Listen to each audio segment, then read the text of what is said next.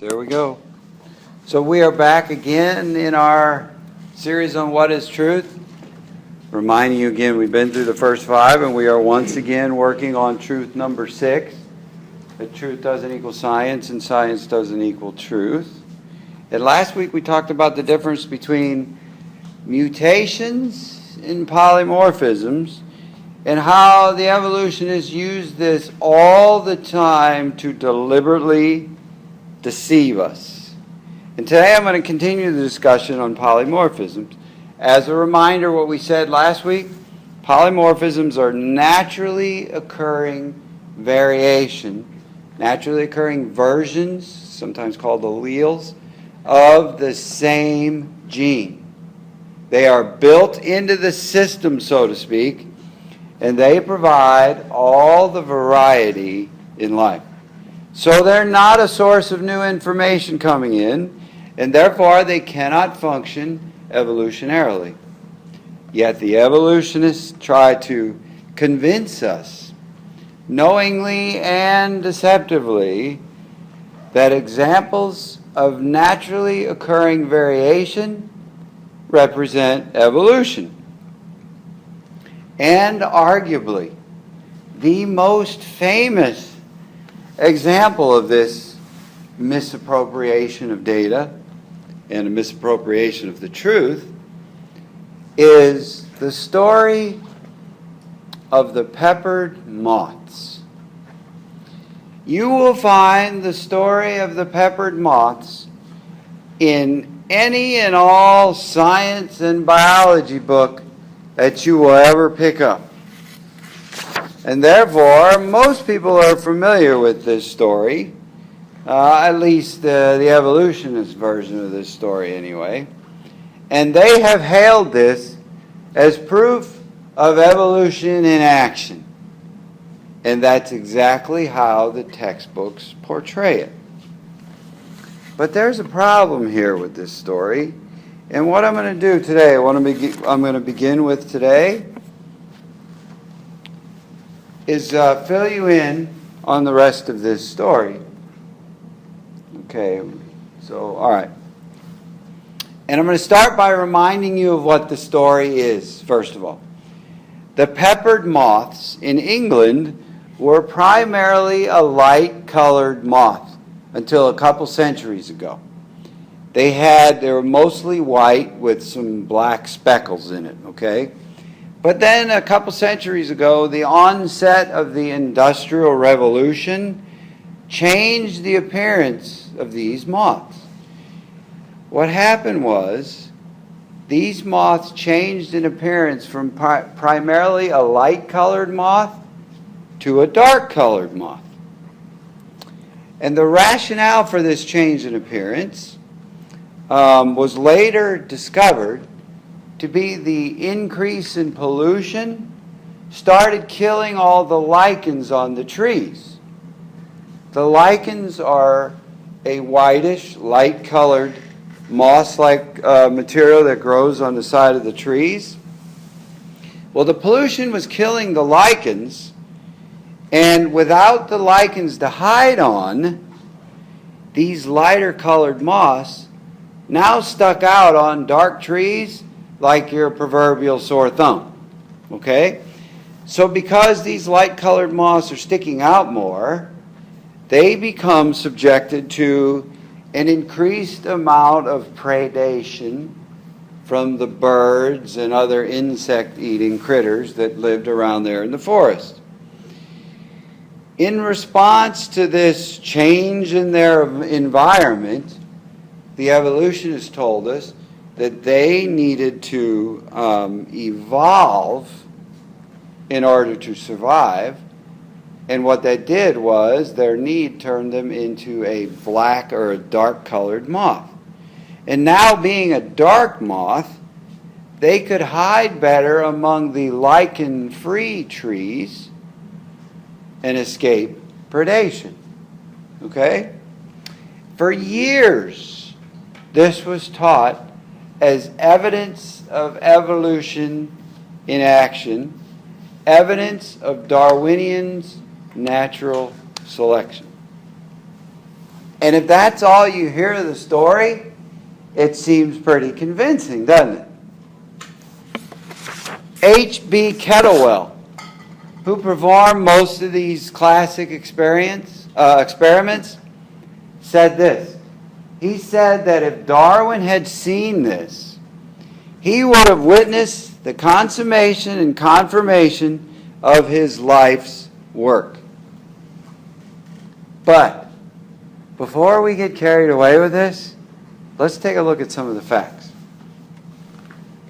First of all your textbooks show nice photos of these peppered moths sitting on the trunks of trees, both with and without lichens, during the day. The photos were taken during the day. However, peppered moths, it's kind of hard to say, do not sit on tree trunks during the day. Kettlewell and his colleagues had to attract moths into their traps at night, and they used either lights or female pheromones to attract them because they had no clue where these moths spend the day. British scientist Cyril Clarke wrote this, "But the problem is we don't know the resting sites of the moth during the daytime. In 25 years, we've found only 2 Betullaria on the tree trunks or walls adjacent to our traps, one on an appropriate background and one not, and none elsewhere." So the question becomes, how'd they get the nice photos of these moths on the trees? And the answer is, they glued them onto the trees. They glued them onto the trees. Biologist Theodore Sargent helped glue these moths onto the trees, and here's what he said. Textbooks and films have featured a lot of fraudulent photographs.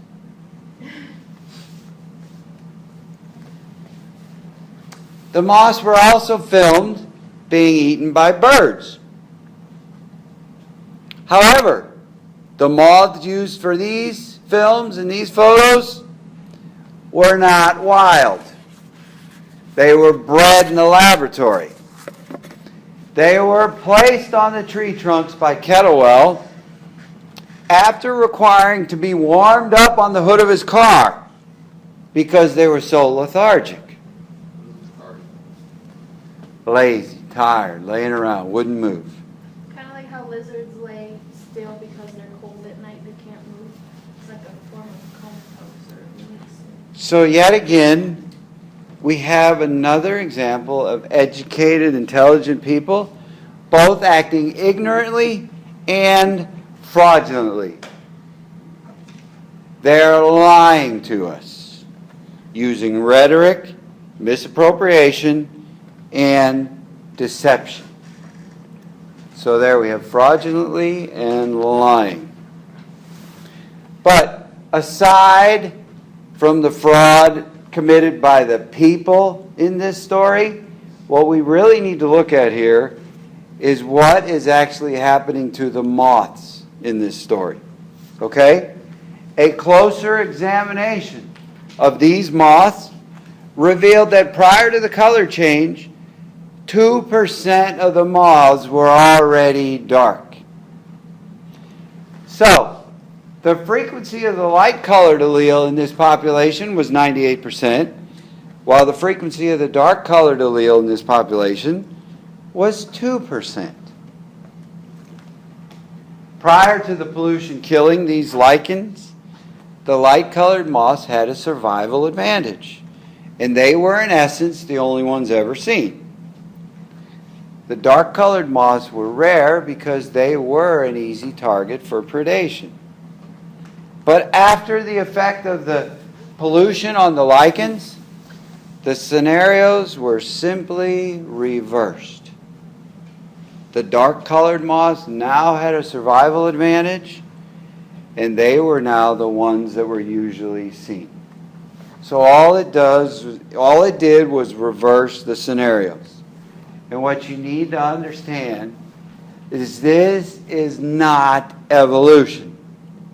Like we talked about last week, this is the genetics of naturally occurring allele frequencies. Both moths' alleles already existed within the moth population.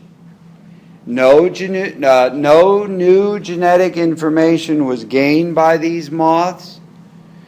And when the moths that carried the dark allele were now the ones that were surviving the most, those genomes carrying the dark allele were the ones that were getting passed on the most.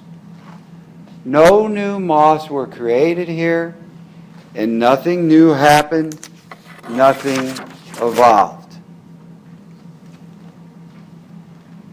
Nor was there a new species of moth created. Both light and dark-colored peppered moths are still the same. The genus and species, Biston betullaria, they're still the same moth. And as further proof of the genetics of allele frequencies that's going on here, later when the lichens started to grow back, guess what happened? The light-colored moths dominated once again. And not only is this not surprising, it's expected. And it can be predicted, since the allele frequency of the light-colored moth is 98%. It's the naturally occurring genetic variation that's already there doing what it always does. However, the evolutionists leverage this kind of stuff for all it's worth. And they try to convince us that evolution is the change in frequency of an allele in a gene pool. If you go to Wikipedia and read the story about the peppered moths, here's what they have. And this is what all the evolutionists claim. That the definition of evolution, right here, evolution is defined as a change in the frequency of an allele within a gene pool. No, it's not. That is a fraudulent claim. That is not evolution. But that's what the evolutionists try to tell you all the time. Last week we talked about the different colors of lizards, depending on how they're isolated in different populations. You can change things like that. The colors of moths, the coloring pattern of lizards. You can change characteristics like color, length, or any feature of a species that you want to come up with, but that doesn't change the feature, and it doesn't change them into a new species. Because changing the allele does not create the new genetic information that's required to create new forms, if you want to believe in the fantasy of evolution. It doesn't do that. As we learned from the peppered moths, a change in the frequency of an allele within a gene pool has nothing to do with evolution. Like we talked about last week, it's the genetics of heritability and mutations that have to account for evolution. But here again, the evolutionists have fraudulently changed the definition of evolution to fit their agenda and their propaganda. So if it's not doing what we want it to do, we'll just change the definition. We'll just change the rules of the game, right? They do it all the time, folks. The genetics of heritability has remained unchanged since the dawn of life here on Earth. And I'm going to give you a little insight into that. We're going to go to the book of Genesis. When you read the account of Noah and the ark, you will read in Genesis 7:14. Come on, baby. Uh-oh. There we go. Genesis 7:14 says the following. They had with them every wild animal according to its kind, all livestock according to their kinds, every creature that moves along the ground according to its kind, and every bird according to its kind, everything with wings. Notice I emphasized the word kind every time we got to it. Yeah, we're going to talk about that word. The Hebrew word for kind is min. That's how it's pronounced in English. And it's spelled M-I-Y-N in English. Pronounced min. Which means to portion out as in a gene pool. Folks, God knew about genetics long before we had any clue what they were. Okay? So the animals Noah brought onto the ark, breeding pairs of males and females, were brought on board as a representative of their kind. They carried the entire gene pool, portioned out for each kind of animal that needed to be saved from the flood. One other thing I want to point out is that some kinds, everybody imagines there were two of each. However, I want to point out some kinds had 7 pairs. Genesis 7:2-3 says this, "Take with you 7 pairs of every kind of clean animal, a male and its mate, and 1 pair of every kind of unclean animal, a male and its mate, and also 7 pairs of every kind of bird, male and female, to keep their various kinds alive throughout the earth." So for those that were clean animals, there actually would have been 7 pairs on the ark, and those were the ones that are approved for consumption and sacrifice by the Jews. So that would have included things like sheep, cattle, goats, deer, etc. And also notice all the birds, there were 7 breeding pairs of those kinds. But for the ones that are considered unclean by the Jews, those are the ones that would have only had 1 breeding pair. So that would have included things like camels, rabbits, pigs, mice, cats, dogs, bears, lions, tigers, etc., etc. Okay? Yes? I have a question. Like, you know how with people, right, there's like different kinds of whatever, or like race.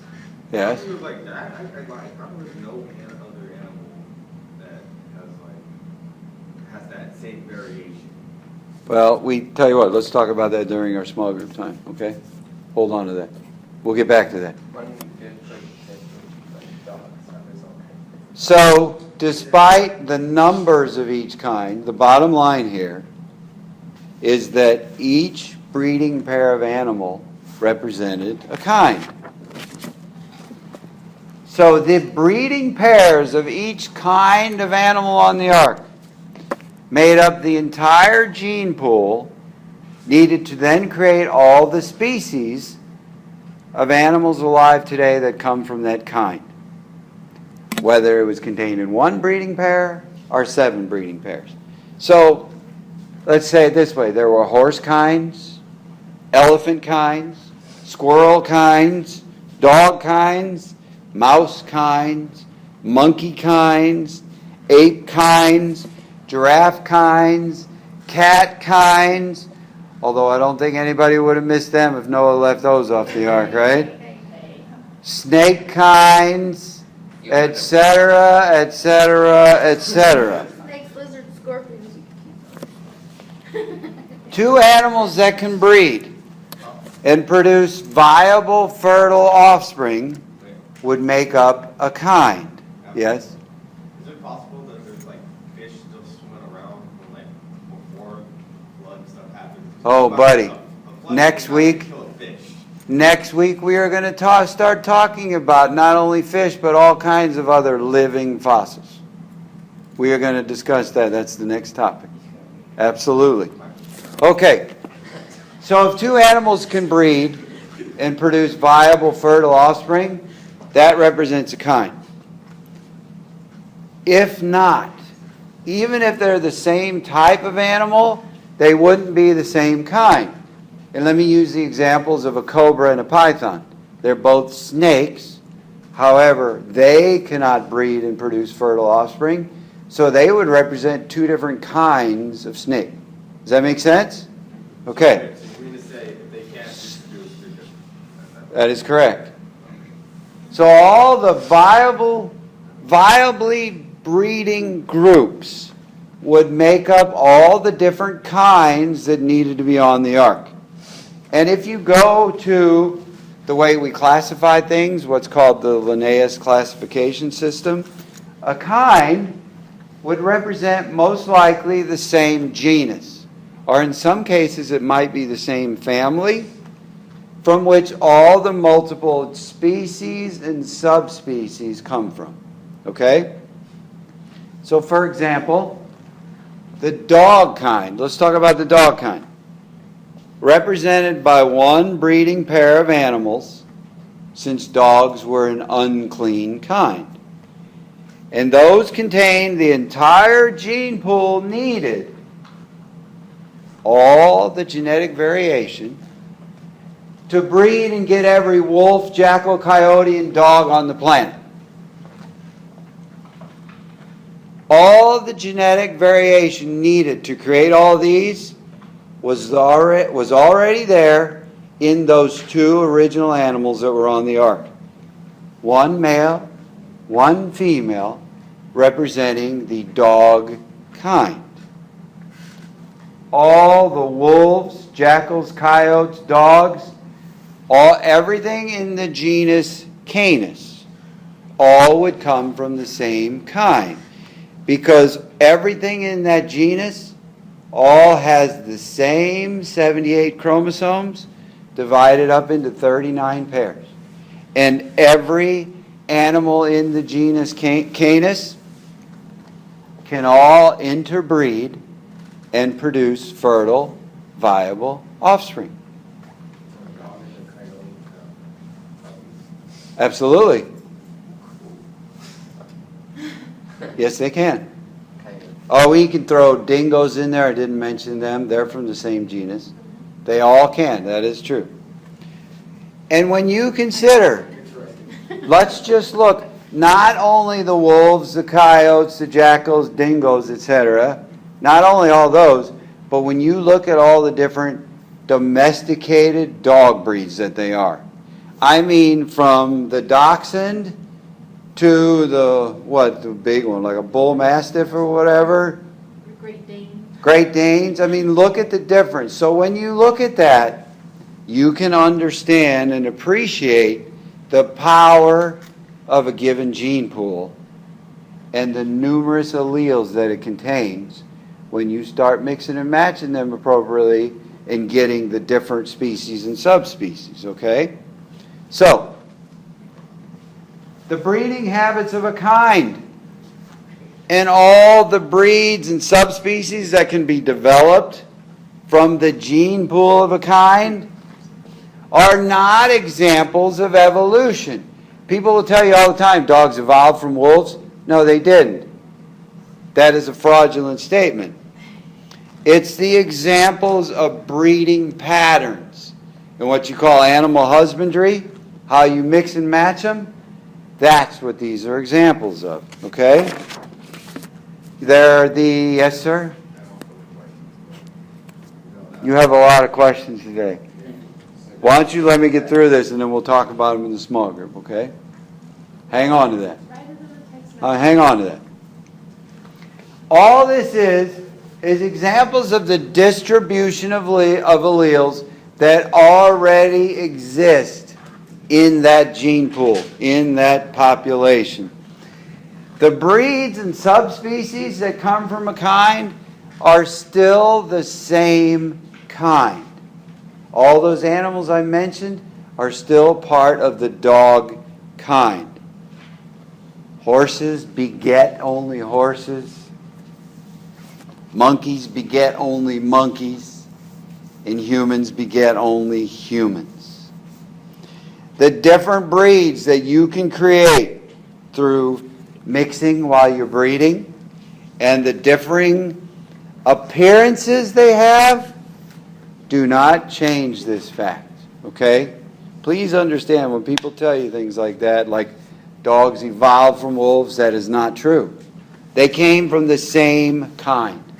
Let me give you another story. A few years back, there was a big to-do about northern fruit flies, that they adapted to their environment by growing larger wings. The evolutionists were making a big deal about this. And they would say, once again, Darwin keeps winning. You know, that was all over the news for a while. And to those who don't understand the genetics we're discussing, it kind of sounds good, right? Just like the peppered moths, right? But this is just another example of naturally occurring allelic frequencies within the northern fruit fly population. What was observed there was just a case of phenotypic variation as a result of allele frequencies. The larger wings on a northern fruit fly do not make them a new species. They're still northern fruit flies. It's just that some of them have bigger wings. Last week, I mentioned this. We're going to come back to it again. This is just like saying, if you look at Shaquille O'Neal, has a much bigger frame and much different skin tone than Michael J. Fox. However, these differences in appearance do not make them different species. They are still the same species. Okay? Okay. The fact is, green beans have never evolved into peas. Cats have never evolved into dogs. Apes have never evolved into humans. And we are going to get into that next when we start talking about fossils. But the way that the evolutionists use this propaganda and the way that they deceive us with this information doesn't end here. For example, the Darwinian theory of natural selection attempts to explain the origin of new species via phenotypic variations that developed into new genes that accumulated gradually and consistently enough over time that it created a new species. Darwin wrote in his book, The Origin of Species, natural selection is daily and hourly scrutinizing throughout the world the slightest variations, rejecting those that are bad and preserving and adding up all that are good. So in essence, what they say, evolution supposes that life gradually progressed. It started off as simple forms of life that eventually evolved into higher forms of life. For example, prokaryotes, things like bacteria, evolving into eukaryotes, things like us. As a result, the evolutionary tree supposes that we all have common ancestors, those being the simpler forms of life. However, there are many problems here. And let's just go through a few of them. And to begin with, simpler forms of life are not simple. Evolutionists will always cite bacteria as examples of simpler forms of life that we evolved from. But bacteria and other prokaryotes are anything but simple. Let me give you some examples of that. Let's look at E. coli, a bacteria. They have a genome that's 4.6 times 10 to the 6 base pairs long. That's 4.6 million base pairs long. It contains thousands of different genes, thousands of different proteins that all require complex 3D structures in order for this bacterium to survive. Yes, sir? That's my point. It's not consistent. That's exactly what I'm getting at. There aren't any. It's just what I'm getting at. Your question is, If bacteria isn't simple, what gets simpler than that? you're hitting right on exactly what I'm trying to say. And they also contain all the essential functions of the DNA that I already talked about in some of the previous messages. So exactly what you're saying, son. Would you consider this simple? Absolutely not. I heard that. In fact, the whole point of what your question was getting at, any form of life that you try to define as simple is not simple. It's anything but simple. And what's actually laughable is that people who actually study the genetics of those forms of life, these prokaryotes, would be ignorant enough to call them simple, because they are not. Here we go. If we all have common ancestors that are supposedly simpler forms of life, why is there a plethora of differences between prokaryotes and eukaryotes, the supposed simpler and higher forms, right? Why are there so many differences? Why are there also so many differences among the prokaryotes and among the eukaryotes? The differences are what are not only important to explain, they're absolutely essential to explain. And let me explain why.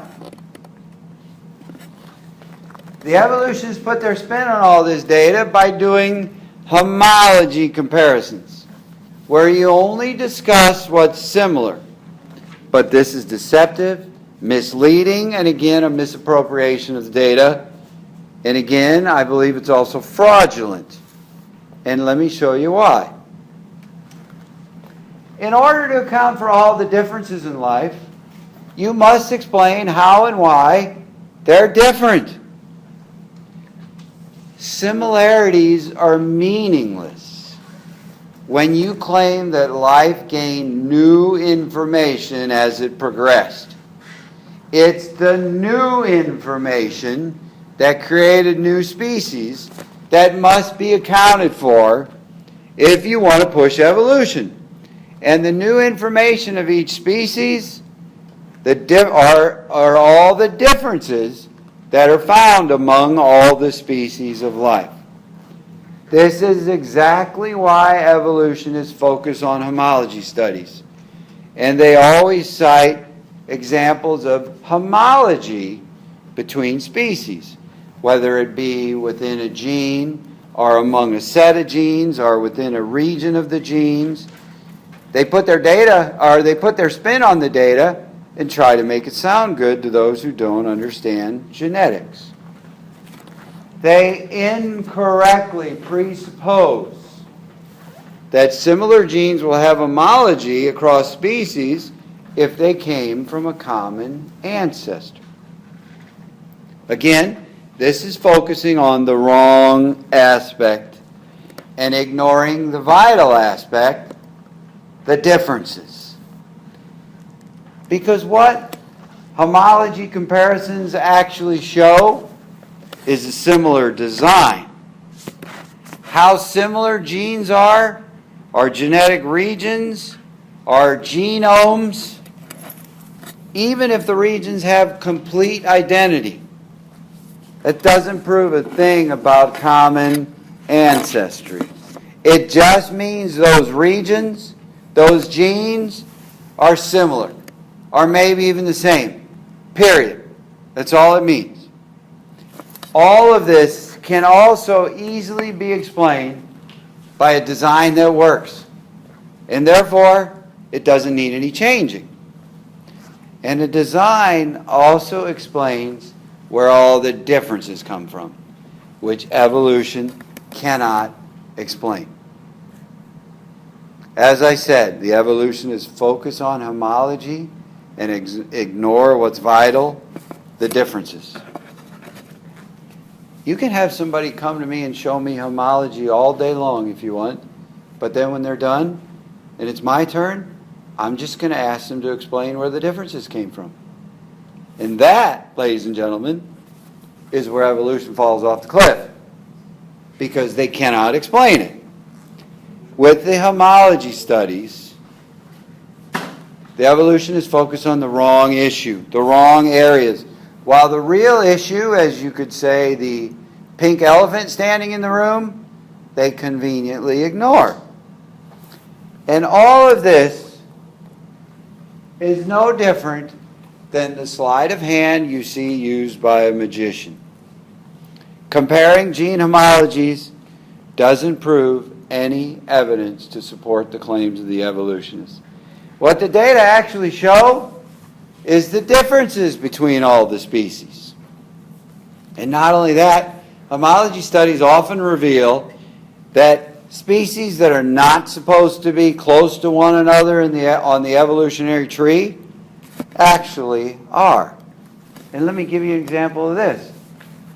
A recent report on the gorilla genome revealed that 30% of the gorilla genome contradicts the supposedly well-established phylogeny of humans and great apes. Well, great apes include other animals that are not just gorillas, like orangutans. So a great ape includes all of those. Basically, it's the ones without tails would be included in the great apes, okay? Baboons, okay? All right. Evolutionists have long taught that humans and chimps are more closely related to one another than to the other great apes, like a gorilla. But from this, we learn that 30% of the gorilla genome contradicts this according to their own homology studies. And listen to what their report stated. Listen to this. But despite the ancient split, the remaining 30% of the gorilla's genome turned out to be more closely related to humans or chimps than to those species are to one another. They were wrong. Listen to what they say in response to this report. The gorilla genome reveals that genetic similarities among humans and the apes are more complex than expected and allows a fresh assessment of the evolutionary mechanisms that led to the primate species seen today. Another response includes this. The genome sequencing has thrown up surprises, too. Folks, I'm pointing this out because get this. The evolutionists ignore the data and the many differences here that are staring them right in the face, and instead use their rhetoric to say that these issues are more complex than expected. We now have surprises, and we now have an opportunity for a fresh assessment. Really? How about just admitting that your theory's wrong? Wouldn't that be a lot easier, right? Again, but do you see the way they spin the data all the time? Here, look at this story. In 1981, Dr. Colin Patterson, he was the senior principal officer of the paleontology department of the British Museum of Natural History. In 81, he spoke to a crowd of leading evolutionists at the American Museum of Natural History about the studies of the comparisons of amino acids in several proteins of different animals that for decades were taught to be evolutionarily related to one another. On the matter of DNA and protein homology comparisons leading to the evolutionary belief of common ancestry, Dr. Patterson stated the following. The theory makes a prediction, we have tested it, and the prediction is falsified precisely. Furthermore, Dr. Patterson said that the fundamental evolutionary belief of common ancestry has not only caused a lack of knowledge, but has been positively anti-knowledge. So according to Dr. Patterson,